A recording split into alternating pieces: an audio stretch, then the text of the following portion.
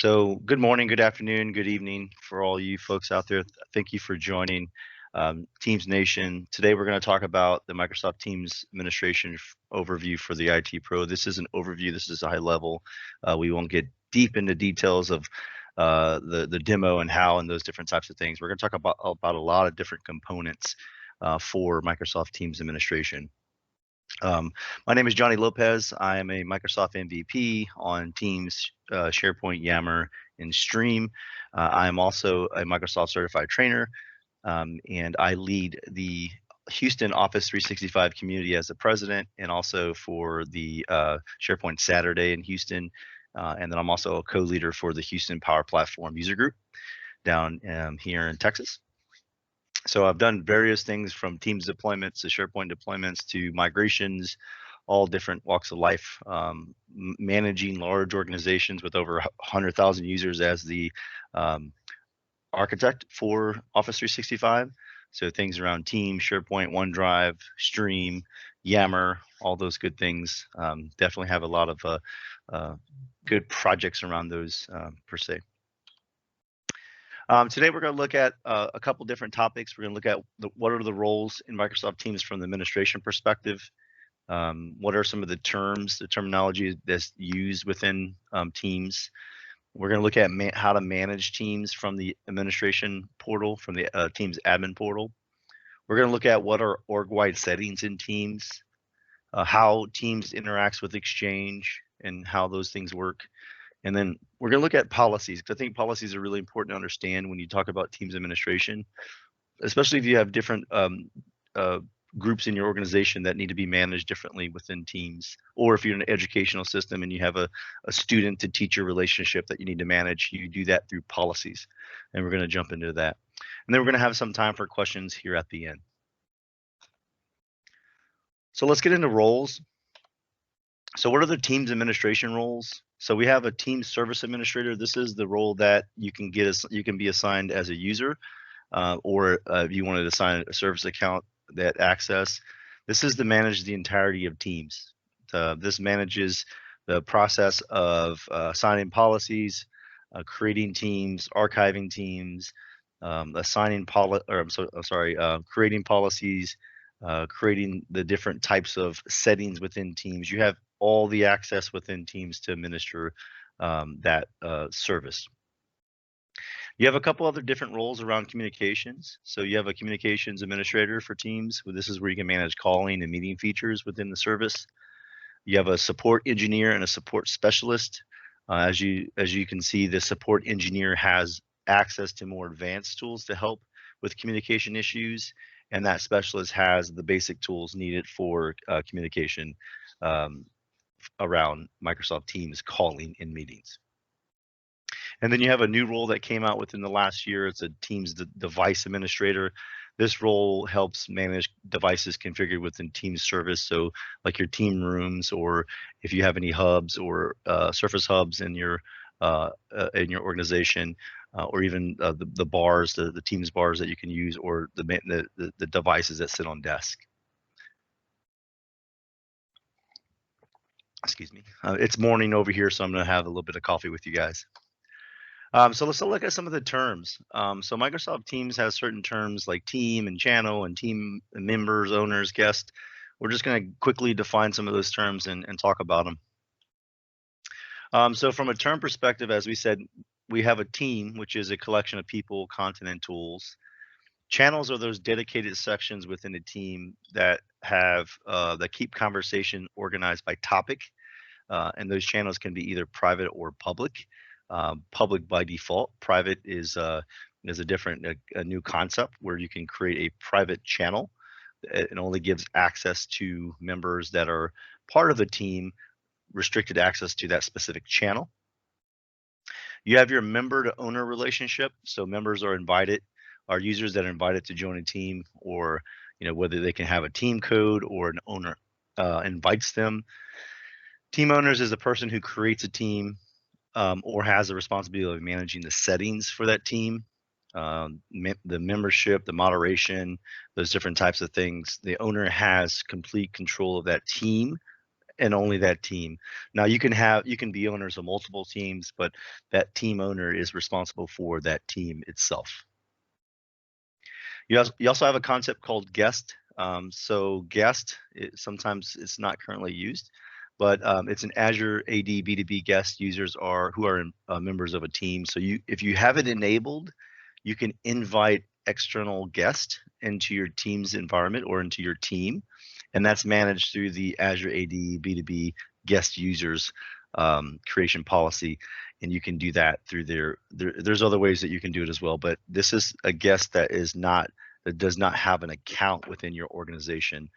This is someone, if you had a partner, if you had um, another project resource that you wanted to invite to a team to collaborate or have conversations, you can do that, but it has to be enabled in the tenant, so that way you can manage those identities within the tenant when they accept the invitation. So if you're not familiar with the Azure AD B2B guest, what happens is someone has to send the user an invitation, and once the user accepts that invitation and registers their account through a Microsoft service, then they can get into the team's environment or the team itself and be able to access that team and those assets within that team. So there's a privacy. So teams can be public, which means anyone in the organization can join. Teams can be private, where users must be invited or provided, whether it's invited through the team owner or invited through you can give someone a code. You can generate a team code and give them a code to go join the team. That's another way that you can do that.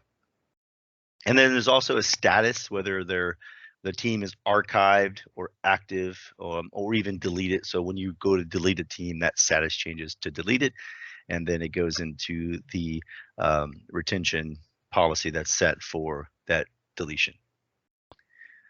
There's also another term called classification. You can set up the classification. It has the backing of Office 365 groups. So if you had classification on sensitive information or general information, or a classification around privacy, you can do that through with the backing of Office 365 groups. Okay, so let's talk about managing teams. So when you manage a team in the admin center for teams, you can do that by you can click on the team to manage, and then you can edit the team on the next page, and you can change the name, the description, the privacy, or classification, as well as conversation and channel settings. So you don't just go to the admin center and add teams. You can go there and manage them as well. So you can add owner and guest in the team in the admin center. You can change the status of it. You can archive it. You can change settings around the channels, and also what the conversation settings. Let's say if you're tasked to turn off conversations in a team, you can do that through the admin centers, which is a really nice way to manage and control those teams. Some other things that you can do with managing teams: you can archive a team. This means it puts the team in read-only mode within the actual Teams app, or whether you're on the browser or in a client or mobile as well. So it puts it in a read-only mode for the owners, and also or for the owners themselves, so they can access that. The users depends, and this is something that we've really been testing out the use cases on. You cannot add content to that archive team. You have to make sure that you're ready to archive a team. You can quickly unarchive a team from the Teams admin center, or the actual team itself in the client or in the browser. But one of the things is, just if you have a lifecycle management policy in place, or it's a lifecycle management guidance or governance, make sure that's defined within your governance document, so that way you can let the users know, or the owners know, the purpose of the archive. There's also you can delete teams. Deleting the team is a soft delete, and the team and the group itself are retained by default for 30 days after after the 30 days, the group and the content are permanently deleted. So we tell a lot of our folks to archive the team first if you don't know if in for 30 days, and then go ahead and delete it so you have more time to recover that. Once it's hard deleted, there's no recovery on the team / group itself. And there's also, again, like I was talking before, there's that team profile, that team management where you can actually add or remove members, owners, and remove channels, change team and group settings from the UI. Okay, so let's talk about team owner responsibilities. So I'm a team owner. I have responsibilities to manage this team. I think this is a good part of administration. It's a good part of governance as well, because of the fact that it's good to know what an owner can do as an admin and what a member can do. And there are some caveats, as you see listed on the right-hand side. This chart can be found also on Microsoft support pages, so our docs. You can find this chart. But what it's saying is who can create a team, who can leave a team, edit the team name description. As you can see, deleting teams, adding channels. So those top 5: create, leave, edit, delete. That's all team owner or administrator. So they can do those things. Yeah, a team member can leave a team, but only the owner can delete it. There are some caveats to that. So if you want users to be able to add channels, you can enable that as a team owner. Or if you want them to edit channel descriptions, delete channels, you can add that as a setting for your members. Another setting that you can add for your members is you can add members, or your members can request other members to be added, and you have to approve them. So you can enable that, which is a nice feature for public teams. So you can also allow users to add tabs, connectors, and bots if you deem the users should be able to do that. I haven't seen too many use cases like this that where you just turn all those on and let members manage the team, but you can do that at the team level. The administrator can go in there and flip switches too as well, but the team owner has that responsibility. By default, a lot of these are turned off for the team members, but the team owner can go in there quickly and enable those.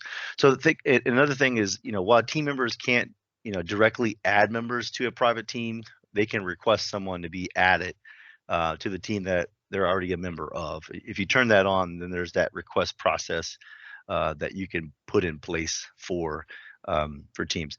The other point I'd like to call out on this chart is the creation of teams. If your team's governance policy says no one can create teams, then obviously no one can create teams besides the administrator or besides a process. My recommendation is always to put a request process in place for teams creation. That way you can manage those at a level, and then you don't have sprawl, right? So that's definitely a best practice. There are a couple ways that you can create teams, since we're talking about the teams creation, and I don't know why that slide went that way. Teams can be created at oh, excuse me, hold on one second, folks. It looks like we have a timing. Can I use the pause and raise a question which came up? Absolutely. Okay. The question was, is there any solution for recovering a team that might be deleted by mistake? Yes, so you can recover a team that has been deleted by mistake. That's through, you can restore that through the Azure group. You can restore that through the UI as well. So there is a deleted teams place that you can go and recover those. You have 30 days by default to recover them. So if it's outside the 30 days, there is no way to recover those. Thank you. The first place that yeah, that's a good question. The first place I always check for deleted teams is in Azure. So go to Azure and go to groups and look at the deleted groups. That's the first place I check. You don't want to go and run all over the place in different places because it's stored in Azure. I just go to, that's the first place I go is Azure. And plus I'm in Azure all the time from an administrative perspective. So It's always up on a tab in my browser. Do you have another question? I'm sorry. No, I'm good. That's Okay. perfect. Thank you. Perfect. Thank you. So there's a couple ways to create teams. One, again, best practice is to create a request process. There isn't. Microsoft came out with a Teams request app that you can install and do that within Teams. There's also lots of third-party things that you can install too as well, or you can create your own through your service desk. Like, hey, contact your service desk if you want to create a team through whichever method you use for contacting the service desk or the help desk. But teams can be created in several ways if you have that enabled. So you can create it through the actual app, whether you're on the client or browser. And you can actually, in existing teams can be used as templates, or teams can be created through PowerShell to include consistent settings like a template or whatnot. So you can create it through the user interface, or you can create it through PowerShell. You can create it through different means as well. So requests for a team should include the team settings and membership. Team members are added individually unless the group has been created, then the team can be attached to an existing group. The following settings can be selected to create a team: the name, description, privacy. Once the team is created, channels and settings can be selected. Settings are inherited from the organizational settings unless there are multiple policies available. So keep that in mind. You can have policies to manage settings in teams as well. Again, you can create teams if you enable it in the UI from the browser, from the client for the users, or through that policy. And as administrators, again, you can go to the Teams admin center to create teams for your users. So when you create a team, what happens? So once you give it a name, a description, whether it's private or public, and also if you wanted to add classification, you can. You can create a team from an existing team as a template. You can create it from an existing Office 365 group, or you can create it from a Teams template. So we'll talk about that in the next slide. But when you create a team, a new group is created. So you get a shared mailbox, you get a shared calendar, you get a SharePoint document library, you get a shared OneNote, notebook, SharePoint team site, and you get a persistent chat-based workspace for your users. Membership is synced between underlying groups and teams. Adding a member to a group replicates the teams and vice versa. Adding a distribution list to a team performs a one-time expansion and invites individual members. It does not sync. And then you can look at dynamic membership is also supported. You can I put the aka.ms/teams DM in the slides, so you can go and check that out if you have that requirement. So remember, when you create a team, you get more than just that team. You get these other service assets within Office 365 to manage and to use that team. Okay, so let's talk about Teams templates. So off to this chart here is also available in Docs on docs.microsoft.com. But there are some limitations, and the limitations are off to the right. So Teams templates. So Teams templates are these pre-built definitions of a team structure designed around whatever business need or project you have. There is a set of about 13 out-of-the-box templates. As administrators, you can hide templates. You can delete templates. You can create templates. You can recreate templates. So there is a nice way that you can manage those templates. It's just not I have to turn all these templates on, and I don't want my users using these templates. There's a nice hide feature now that's available in Teams that you can go into the admin center and hide those templates. You can use Teams templates to quickly create the teams as you need it. You can also have different spaces with channels for different topics. You can have pre-installed apps to pull in the mission critical content and services. And then these provide a predefined team structure that's easy to fit your organization, right? So some of the things that is supported by Teams is that first column on this chart. So the things that are the properties that are supported like the base template type, the team name, the description, whether it's public or private. There are some team settings that are supported, things like member guest enablement, at mentions, whether it can be turned on or off. Auto favorite channels are supported with templates, installed apps, and then pin tabs. So when you create a Teams template, you can actually set those standard settings. So some of the things that are not um, yet supported, but some of these are coming. Things like team membership. So you can't just go in and say, "Hey, I want to copy this team, and all the members of this team need to be in that template." It doesn't work like that. The team picture, the channel set, some of the channel settings, any connectors that you have on that team is not supported, and then files and content is also not supported. I believe there's some roadmap items. If you go and take a look at the team's roadmap, some of these templates settings are looking at making those supported. And then also, as I mentioned before, templates can be created from existing teams. It does not copy over membership picture settings, connectors, and files and content, but it copies over all these other stuff. So it's a really nice way to maintain it. Okay, so let's talk. I'm looking at time. We're good on time. You have a question, Michael? Yes, I do. I already answered one regarding a direct join via URL. This is not a way you can join via code, but not with a direct URL to ensure you have the right user joining. But the other one is a team has a separate SharePoint site linked to a private channel that has retention policy applied. If that team is deleted, will the associated SharePoint site remain as an authored site? And if so, how would you access it without team site? Yeah, so that's a good question. So yeah, when you create a private channel, it does create a site collection. If you have a retention policy that retains that site that cannot be deleted, that site will not be deleted. It has to adhere to that policy. The membership of that site stays the same. It does not delete the site per se, and the membership stays the same. So if you're a member of that private channel, you should still be able to access that site. Unfortunately, you can't access it through that team because the team is deleted.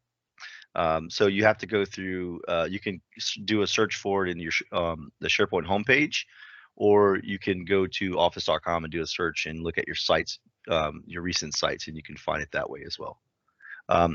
As a administrator, I would recommend just opening up PowerShell and getting that site based on if you maybe you don't know the URL, but you know the name of it, you can get a get SPO site and run that and find the display name by that way.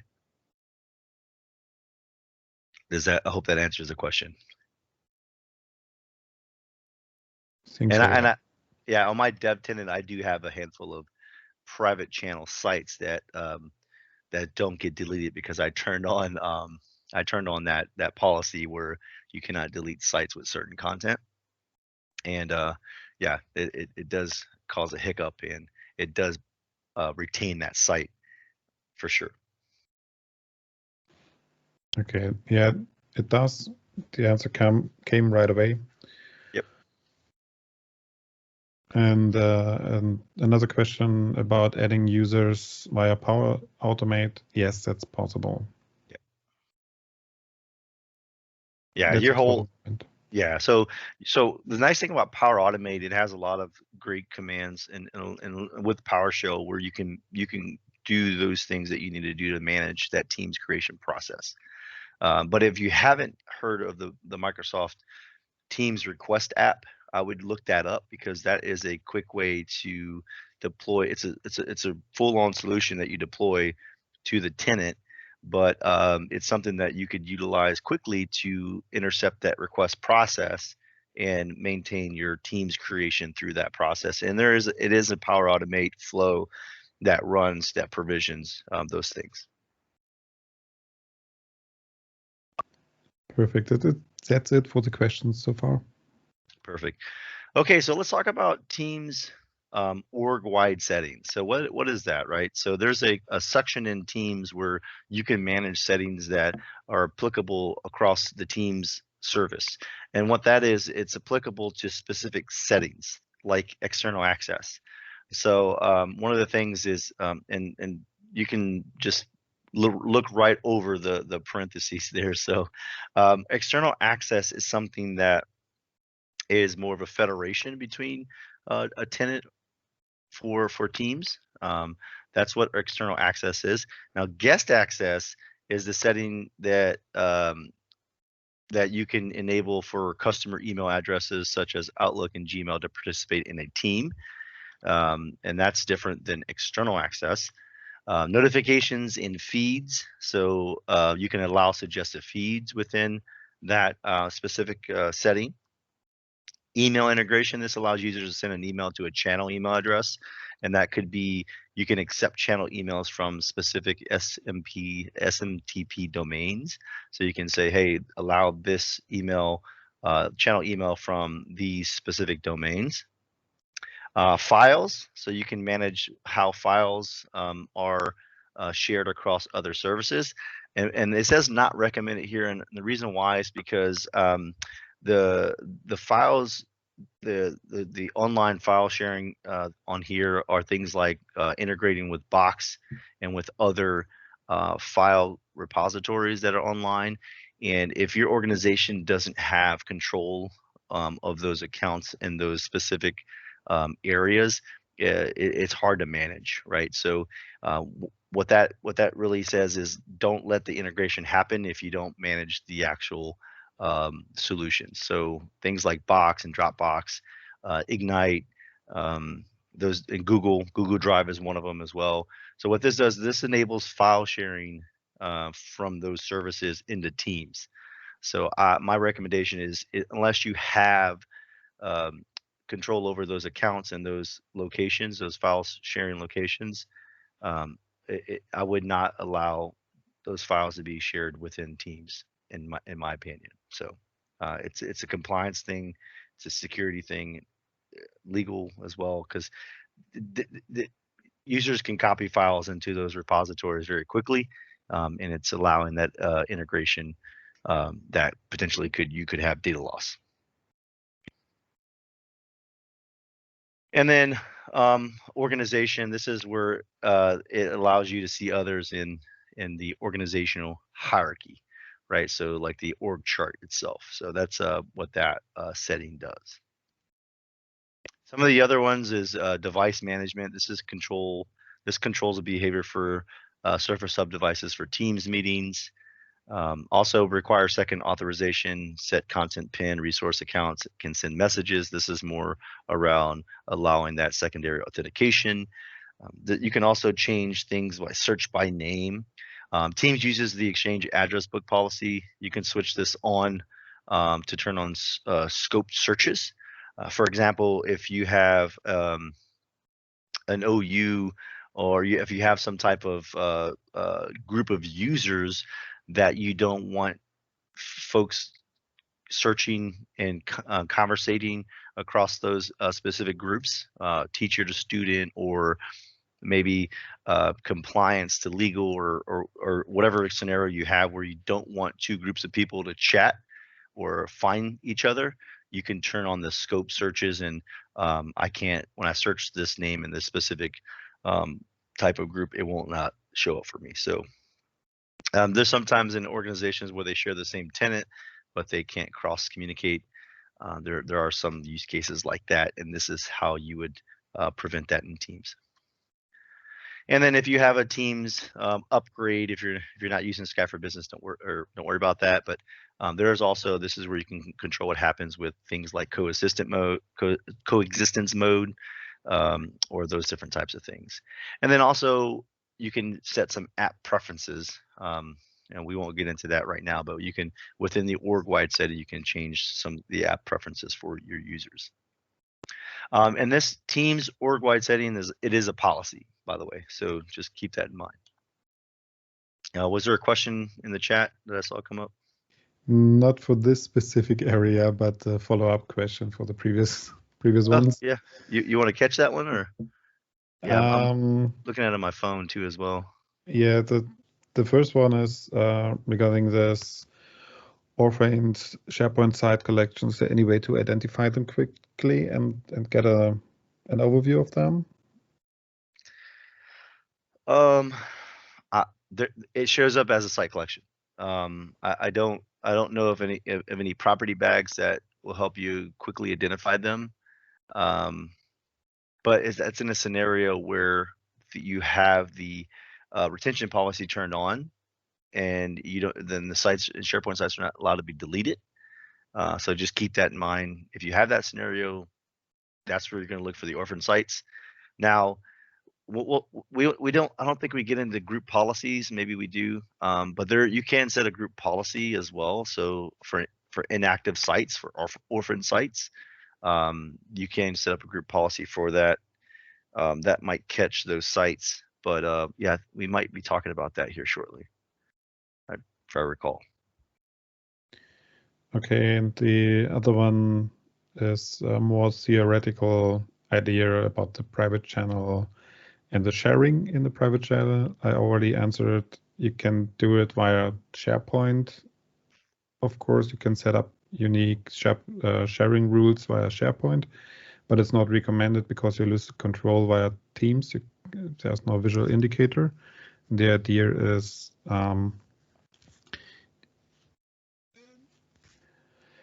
to create a unique permission level, adding some external, not non-Teams member to these SharePoint site from the private channels. Gotcha. Yeah, I mean, it's again, it's not recommended because now you're losing membership from the team itself. But trying to think if I can mention. I don't know if I'm not sure if I can mention this feature that's coming, but I can't remember. No, I can't mention it. So, but I would not recommend changing the permissions on a SharePoint site that's associated to a team, whether it's private or public.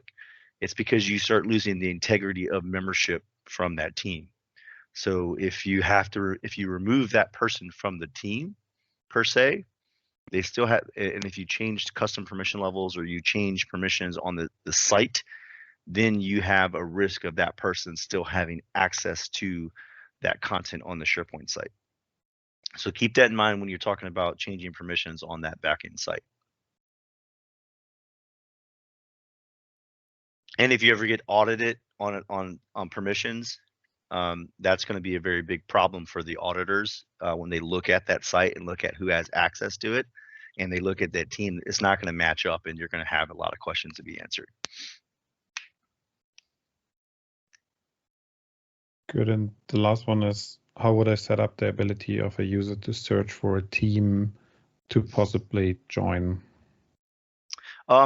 Yeah, so private teams and public teams are searchable, but the ability to join them is is a setting that you have to set, right? So you can turn off creation, but they still can join. There's no super secret teams that don't show up when you do a search. Just keep it in mind. So you can allow members to join the team through the settings of that. So if they can't search for it, the best thing to do is to find the owner and then have them invited to the team. So there was a concept now if they're searching for that team in Outlook, it's probably not going to show up under the groups. But if they're searching for it in the Teams UI and it doesn't show up, I would say as an administrator, I would contact the team's owner to have them invited, because the settings on that could keep that as private as needed. So.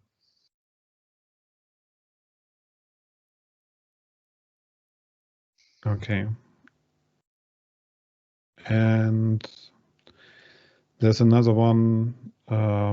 The problem is it's common that a team site, you may want people to have read-only access, but you cannot do this natively in Teams, question mark.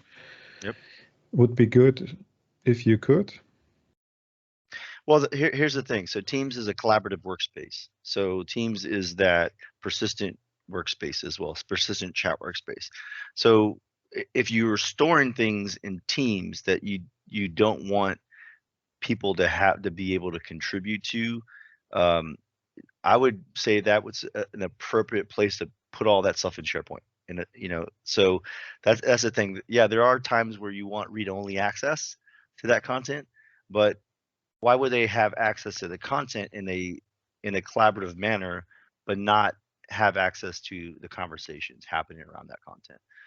Now, my opinion is if you want people to read content, um, that's where the intranet comes in. So if it's something that is consumed that should be consumed by everyone to be able to read, or consumed by a certain group of users, that stuff should be posted in a more public place for them to be able to access and read it. Not just trying to break the integrity of the membership boundaries of Teams to do so. Yeah, there are some use cases where you need to do that, but that's my recommendation: is really identify why they need to read that content, because a lot of times you want them to read it to maybe do some discovery or do some maybe some analysis on it. But again, it's the Teams is that collaborative workspace, and it's really not designed for that reader point. I hope that helps. And that's just my opinion, right? Okay, same for me. Okay. Perfect. Okay, so let's talk about a little bit about Exchange. And you're probably like, "Hey, Johnny, we don't want to hear about Exchange. We're Teams. This is Teams Nation." Well, Teams is uses Exchange for a lot of things, and it's always good to know. You might just put this in your back pocket and walk away and like, "Okay, I know it has some integrations with Exchange." I'm not an Exchange guy. I'm more on the collaborative side, where for Teams and SharePoint and OneDrive and whatnot. But Exchange is something that you at least need to know about, right? So, like around compliance features, chat is stored in Exchange online mailbox. Uh, meeting information is stored in the Teams uses Exchange for the meeting information. Changing user profile, right? All that's stored in Exchange. Call history and voicemail, connector configuration, and fully supported with Exchange Online, with some limitations with Exchange Server and Exchange Online Dedicated Legacy, which is a different topic. But some of the limitations, Teams is fully supported with Exchange Online, but has some limitations with the server side of it. And then Exchange on-prem home users, there are some limited features supported with Exchange Hybrid for on-premises for homed users, I'm sorry. Exchange on premises without hybrid is not supported. And this next slide is a chart of a lot of features within Teams and how they are compatible with Exchange Online, Exchange on-prem, those different types of things. So if you want to take a picture of this and put it in your back pocket again, or in the bird cage as a liner, feel free to do so. But if you look at it from a Teams perspective, e-discovery, legal, retention, calling and meetings, channel management, Exchange Online fully supports all these features. And then when you get into Exchange Online dedicated VNext, and then legacy, and then on-premise, there are some limitations for on-premises integration with Teams. So just keep that in mind for future deployments or future work with Exchange on-prem. And then also you can go to aka.ms/teams-exchange and get all this information as well. Some of this could have changed. Again, some of this does change if you're part of the Microsoft 365 ecosystem. Changes happen every Tuesday. That's what we say it. But just keep in mind, some of these things change. Some things are deprecated. Some things are promoted into a specific area where the integration happens. Okay, so let's talk about policies. So I think one of the biggest questions I get a lot from my customers, and then also from the community are policy questions. So one of the things about policies is there are multiple ways to assign policies. There's multiple different policies, and I think it's the biggest underused thing in Teams administration is the policies. Because a lot of times what I've seen in customers is when they do Teams enablement, they go in and they only use the default policies and they change a couple settings and that's it. There's no changes, there's no updates, there's no new policy creations. They just use kind of what we call as built out of the box for policies. But let's talk about policy assignments first. There are multiple ways that you can assign policies. You can assign it by individual users. You can assign it by policy package. So a policy package is a collection of predefined policies and policy settings that you can use. You can assign to users who have the same or similar roles in your organization. So each of these packages are designed around the user role. And again, they have the policy and policies and policy settings within that package. Think about it as like almost like a GPO, right? If you create a GPO package and you assign it to a group of users, same concept, but within Teams. You can assign it to a batch of users and then to a group. And you can also package to a batch of users and package to a group as well. So policy package assignment to groups lets you assign these policies to a group of users such as security groups or distribution lists.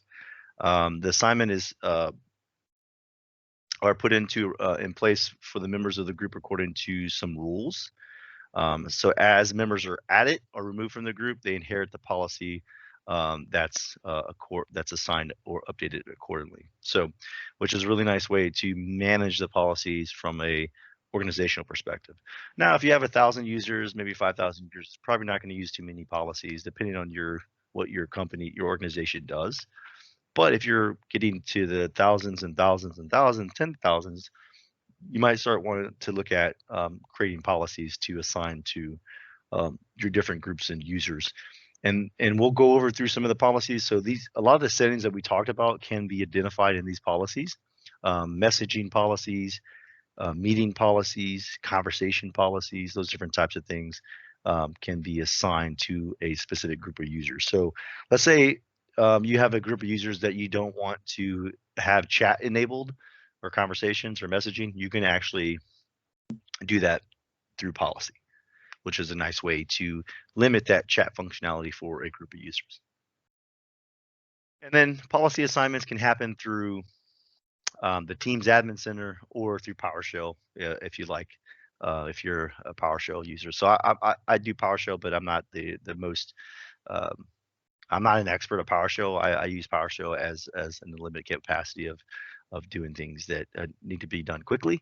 I don't write long scripts. I like the short scripts that get things done quickly.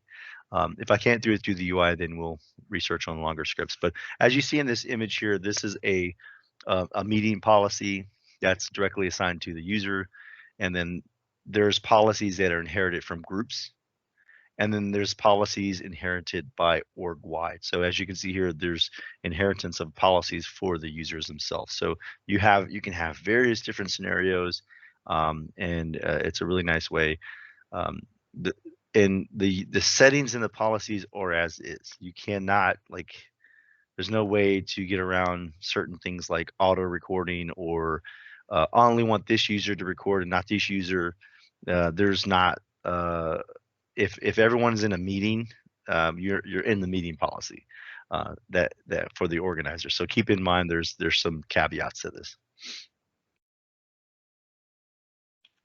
There's a group naming policy, and this policy is in Azure.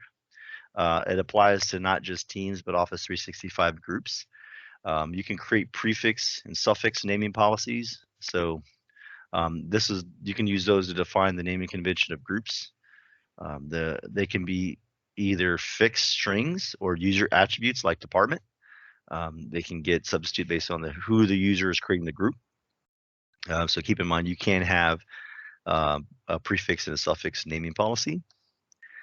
And within Azure groups, you can have blocked words, so custom block words. So let's say you have a batch of blocked words that you don't want users, when they create a team, to be able to use, like CEO, payroll, HR.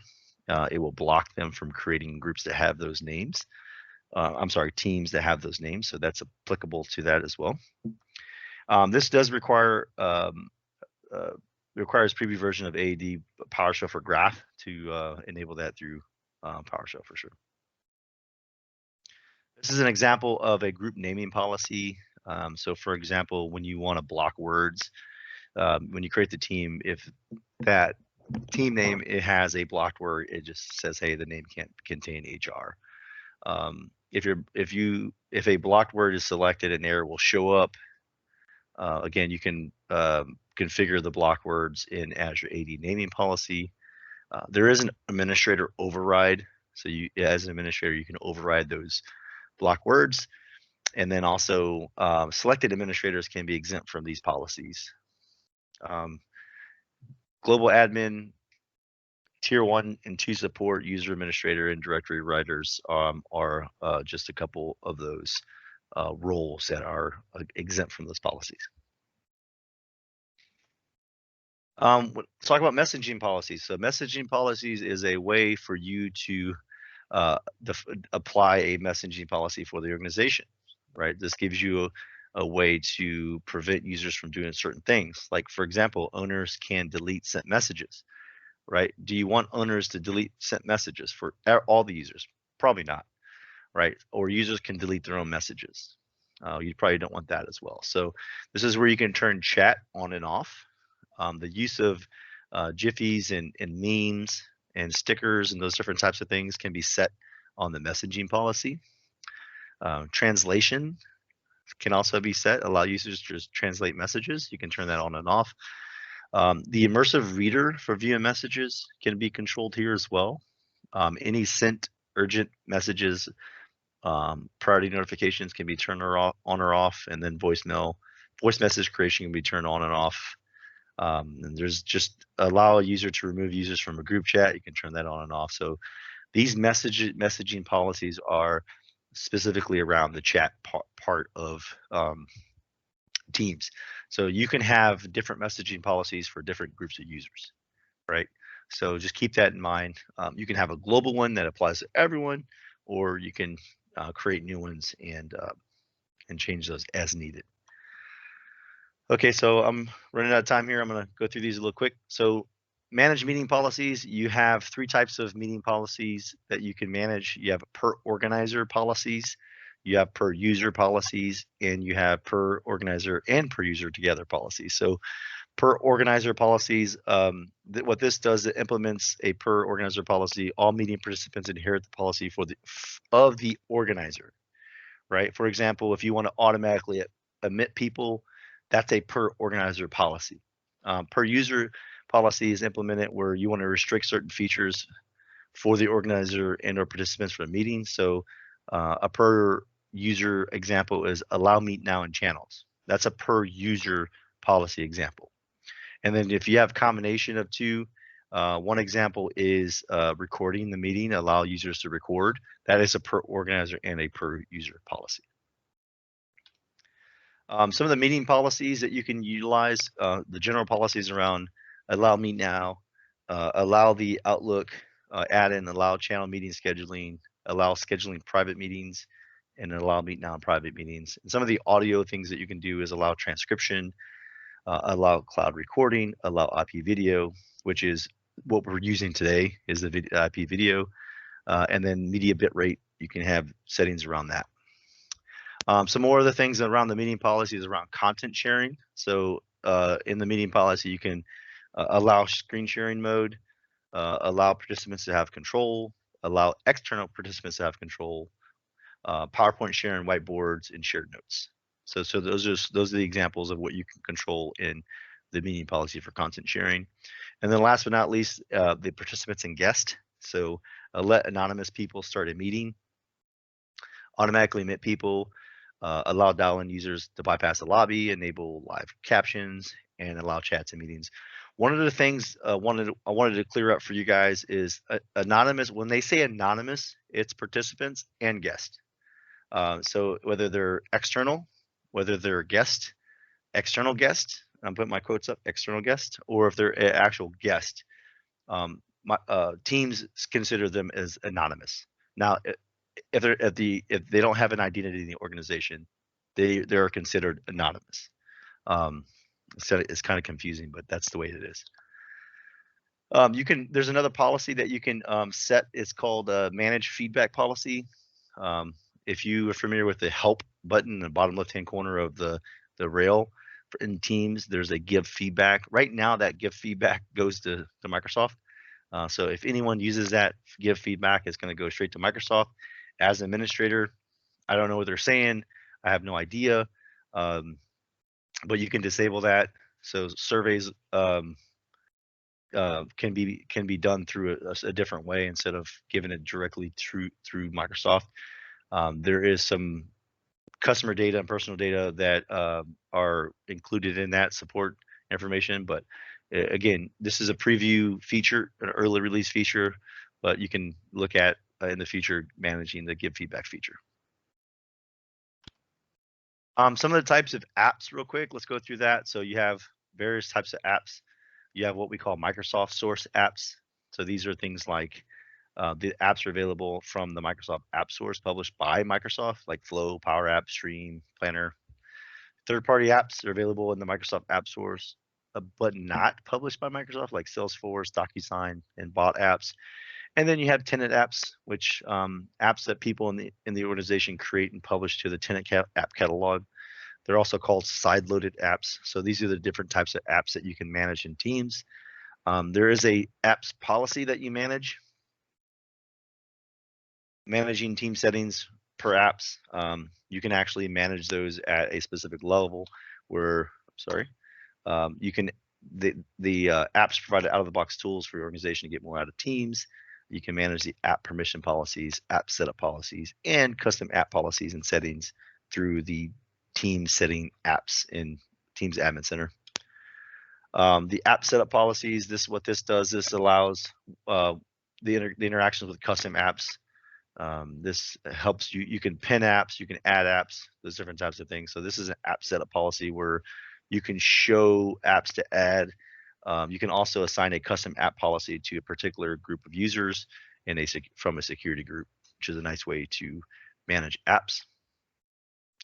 The last thing I wanted to bring up, as everyone knows, Teams works very requires the connectivity to the internet, right, for Office 365. There are endpoints that are required as well. So the endpoints below should be reachable for customers using the plans. A lot of enablements that I've been through don't have this sometimes, and we have to encourage that. Make sure you bypass proxy. There's different types of things for all the traffic. Okay, so last but not least, any more questions? We'll take some questions. If you haven't had a chance to, you can rate this session, and there are some calls to action. There are some upcoming things that are going to be out for the next sessions. So, do we have any more questions, Michael? Nope. The chat was good. Yeah, feedback is valuable. I mean, I'm a conference organizer. I speak at a lot of conferences. Feedback is much appreciated. Take 5 minutes, give feedback, be honest, be nice, be professional, but give feedback because it helps us learn how we can do things differently. Whether it's a time, whether it's content, material, Johnny talks too fast because he drank too much coffee, stuff like that. Please, feedback is definitely useful. You're not going to hurt my feelings. I was in the Navy for 10 years, so there's not much people can say to me that are going to hurt my feelings. So please be honest, and thank you everyone for your time. I hope you guys have a great rest of your Teams Nation, and I look forward to seeing everyone again.